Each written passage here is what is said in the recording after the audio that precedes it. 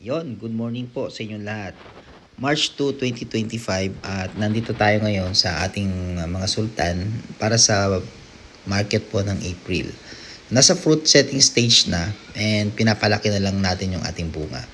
So yung pong sidewalk talagang madamo dahil di kami gumamit ngayon. Di kami gumamit this time ng herbicide. Brush cutter na ginagamit ko. And paparating na rin naman ang summer. Kaya mas maganda na may damo-damo tayo sa sidewalk para at least paano magkaroon ng moisture yung ating lupa. Now, moving on po naman dito sa ating kamatis.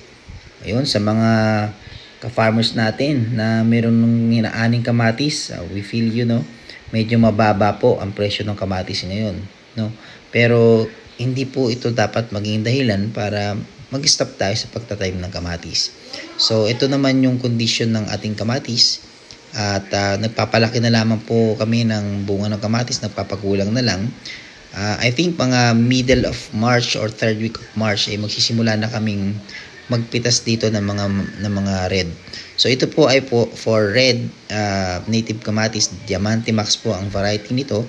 At siguro mo nasa 3,000 to 4,000 po na puno. Okay? So ayan, medyo dumadami na po ang kanyang mga sanga. At makikita nyo naman yung ating mga dahon ay malulusog. So, enough po yung ating canopy to support yung bunga po ng ating mga kamatis. Right? So, ito po ay no-till. Ito po ay yung pinanggalingan ng sultan natin last year. So, itinalsak lang natin kamatis sa gitna. And then, ayan, maganda naman po yung kanyang pagbunga. So, since po wala tayong land preparation dito, balag lang po ang nilagay natin saka yung binili nating seedling, mas mababa yung ating magiging production cost. Yung ating sidewalk ay hinahayaan lang din nating medyo madamo to cover yung ating soil para hindi ma-expose sa sun. Yan. Mas maganda po may cover crop yung ating sidewalk. Pero syempre, kanya-kanyang diskarte po yan, no? Yan, makita nyo naman yung ating fruit setting. Nagbabawas pa kami rito, no? Magtitining kasi ang target natin is big sizes.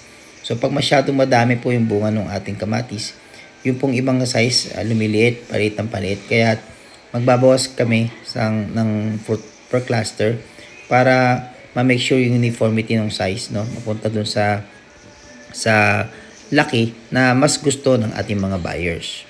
Okay, hindi po ito pong market natin ng kamatis na to ay hindi pang table na kamatis, hindi yung pang pisa-pisa sa mga ulam-ulam.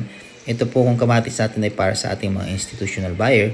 So, kailangan ma-maintain natin yung size saka yung ripeness. No? Okay? So, ayan. Ganyan siya. Ganyan yung clustering natin. Alright?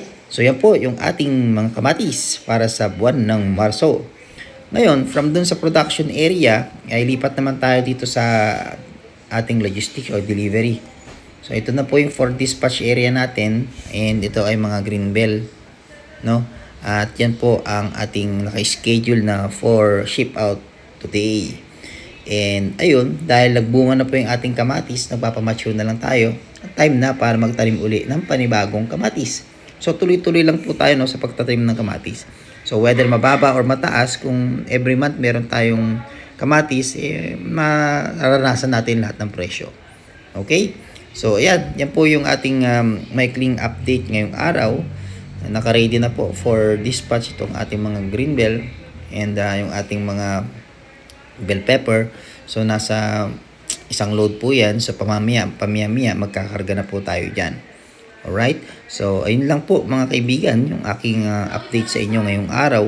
Magkita-kita po tayong muli sa ating susunod na video. Bye-bye!